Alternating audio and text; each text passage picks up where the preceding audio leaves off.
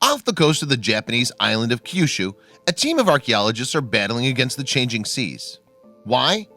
Because beneath the surface, they've discovered an ancient shipwreck that sank more than 7 centuries ago. Could the vessel be evidence of a thwarted invasion by the infamous Mongol Empire? And what might it tell us about this forgotten time?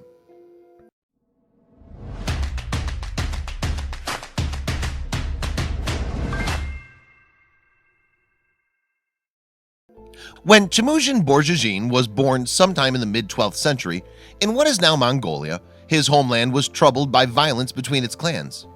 Furthermore, when Borjigin was just a young boy, his father was killed by a group of enemy Tatars.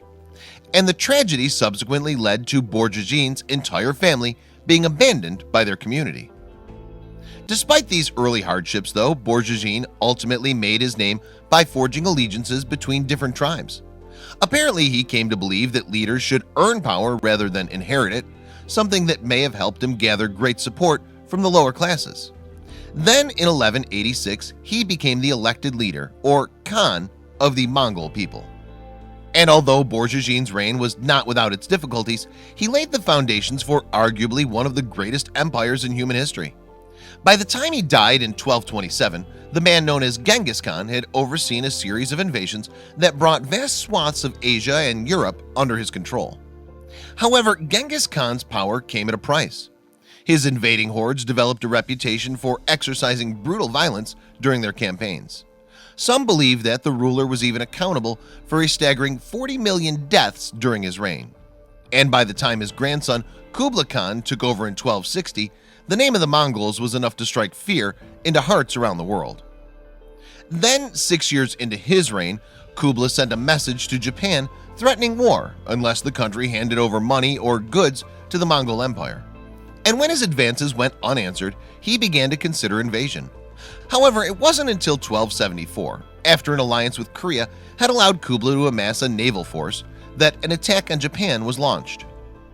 By this time, Kublai had established his own dynasty and was keen to expand the Mongolian Empire even further. To that end, then, he sent a large force across the East China Sea to Japan. Amazingly, some historians have estimated that 15,000 soldiers, spread across as many as 800 vessels, made the journey. So it was that in November 1274, the Mongol armada arrived on Kyushu.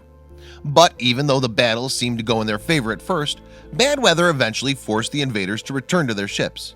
And while the fleet eventually headed back out to sea rather than to be marooned, the number of ships was ultimately decimated when a typhoon destroyed the vast majority of the vessels. Despite this failed invasion, the Mongols refused to give up though.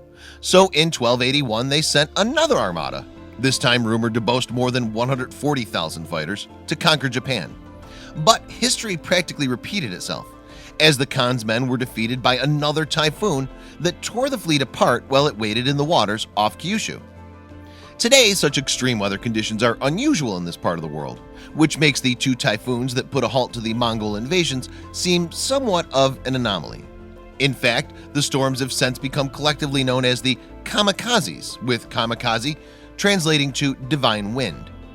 The Japanese would then reclaim the word kamikaze, albeit with a very different meaning, almost 7 centuries later. At that time, it became a way to describe the fighter pilots who launched suicidal flights while defending Japan during World War II. However, it would be another half-century before the truth about the original kamikazes started to emerge. And when it did, it came in the form of a wreck buried at the bottom of the sea. In July of 2015, news outlets began reporting that a team of archaeologists from the University of Ryukyus had made a startling discovery on the seabed off the coast of Kyushu. Working alongside the local authorities, the researchers had found what they believed to be the remains of a Mongol ship.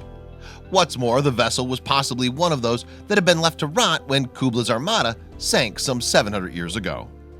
Apparently, the discovery was made near to Matsura, a city on the island's western coast. And fascinatingly, experts believe that the vessel may have attempted to find shelter before it met its watery end. By the time the archaeologists recovered it, however, the hull had become partially buried some 75 feet below the waves. Regardless of its age, though, the shipwreck seemed to be in an impressive state of preservation. In fact, experts were able to recover a number of relics, such as Chinese porcelain, from the site. We hope to learn the kind of materials used by the Mongolians 730 years ago, as well as the techniques used in the construction of the ship. The Matsuru Board of Education's Atsuyuki Nakata explained to the Daily Telegraph in 2015.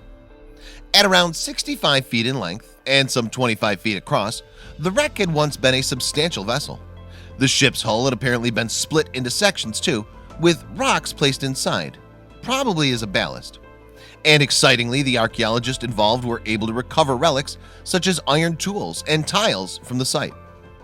Amazingly though, this wasn't the first time that archaeologists had discovered a Mongol shipwreck in Japan. Back in 2011, individuals from the University of Ryukyus had found the remains of another vessel near Takashima Island off the coast of Kyushu. As a result, they were able to recover thousands of artifacts from the area, including anchors and cannonballs. Now the team from the university hoped that they could be on the verge of even more discoveries.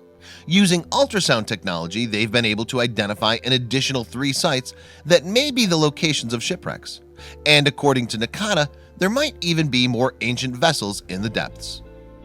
Meanwhile, although the story of the kamikazes has become nothing more than a myth to many, these discoveries have lent new credibility to the theory.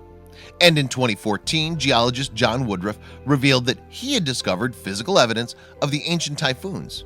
His proof consisted of sediment layers from Japanese lake beds affected by extreme weather. Furthermore, Woodruff has claimed that he was able to date those sediment layers, with the results seemingly indicating that they correlated with the sinking of Kubla's fleets. This is one of the earliest historic examples of atmospheric and oceanic conditions having a significant geopolitical impact, he told National Geographic in 2014.